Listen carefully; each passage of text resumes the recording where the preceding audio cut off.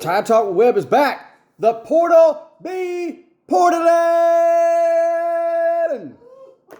Well, I think this is just kind of a new deal with college football. You know, when the portal opens up, kids that think they should be getting more playing time or maybe haven't developed as fast as they want to, they're going to hit the portal. You know, they can either make money, they can play somewhere else. You know, it's kind of a deal where, I can't blame them. You know, I want them. I just think the depth you used to have years ago with the Alabamas and Georgias and Clemsons and LSUs and whatever, you're not going to have anymore. Maybe a guy who's a solid, backup in the second string who's amazing is not going to be there anymore. Excuse me. Unfortunately, that's the world we live in, and that's NIL, and that's the jungle that is the beast that we call the NIL. So, Alabama, there was two guys that we lost, and it's going in the portal. I guess they're all filling out their paperwork. There's 9 total. I really didn't want to lose Kendrick Law at wide receiver. I did not want to lose Caleb Odom. I thought those guys had so much potential. You know, and the thing that stinks is like, Caleb Odom's 6'6", big body, he runs like a deer, very good. Kendrick Law is probably one of the fastest guys on the team. He just wasn't used, and it stinks. And some of that is the schemer ran. Some of that was Miller runs a lot. Some of it was, I think, Nick Sheridan is a horrible offensive coordinator, and I've been saying it all year. We need somebody else. He will start at a lot of different places. He's that good. He's the one guy that's really, really good. Also, Kobe Prentice, wide receiver, is heading in the portal. Those are two guys that are solid guys that I hate to lose. And one thing that really stinks too is like the process back in the day. Like, if you'd have had this around when, Devonta Smith was there, and he won the Heisman, he didn't shine until his senior year. So, you bring him forward in time, and he's probably gone in his second year. And that stinks because there's no development. There's no great base for a second-string guys to have depth. And there's a big jump-off when you go from first string to second string. Another guy that entered the pool is Miles McAvey, offensive tackle. That's a position we definitely need depth at. That hurts.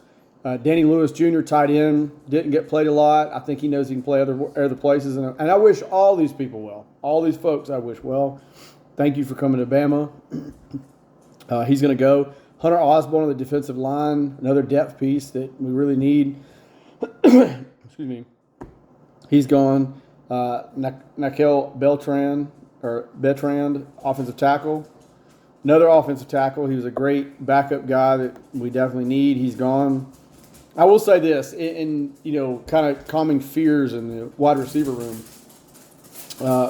Jeremy Bernard's probably going to come back for his senior year to get a higher grade. He's coming back. You've still got Ryan Williams. You've still got Hale, Henderson, Cole Adams, Hampton, Jefferson. You got Rico Scott, who looked good against Mercer. He's coming back. You got Meadows, the 6'6" guy. He's coming in the class. You got Brooks. He's coming in as well. So that's great. Another great depth piece, Miles McVay. He's gone as well at right tackle. We're going to have to do some things. Now, one thing I did see is that Kelby Collins, defensive lineman target out of Florida, he hit the transfer portal. He's actually somebody, 24/7 Sports as well, and a few other sources are saying that he's a legit target. Now, we got to remember that DeBoer built his whole Washington team, his whole Indiana team, Washington team, Portland. He was great at Portland. He evaluated guys that were 3 stars. He thought they were higher, and they turned out to be way higher. He got them in, developed them, boom. I mean, nobody knew who Jeremy Bernard was or Odunze or, any of these guys that he got in that were amazing until he got them in. Nobody knew who really Michael Penix was until he came. So I said that to say this. Let's temper down the upset meter.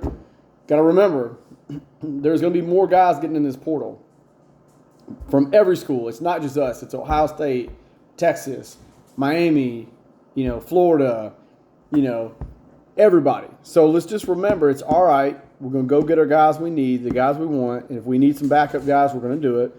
I would assume, like I said in yesterday's video, we're going to go get a defensive tackle, maybe an offensive lineman. We're going to be fine. And maybe a few defensive linemen sprinkled in. I do think we may make a run at one of the two of the big receivers. And we may make a run or two at, even though we've got 3 tight ends coming into the class, we may make a run at more of a seasoned tight end as well for leadership and depth, whatever. So that there's all that coming into play. It's not the end of the world. Everybody's portaling. Everybody's guys are jumping in all over the place. So let's just hold it down. Let's trust the process. We're going to be fine. Like I said, everybody's doing it. We're seeing it. Portal's going nuts. It's totally fine. I think we'll definitely, like I said again, not to be a dead horse, I think we're going to go after one of the 2 of the big wide receivers. Definitely think we could go after a seasoned tight end, and we probably will get 3 to 4 linemen for depth. So that being said, we'll go out there, do what we got to do. Coach DeBoer's on it. The only thing we need to pray about, I'm just kidding, or hope for is a new offensive coordinator or wide receivers coach. Anyway, Tide Talk Web is out.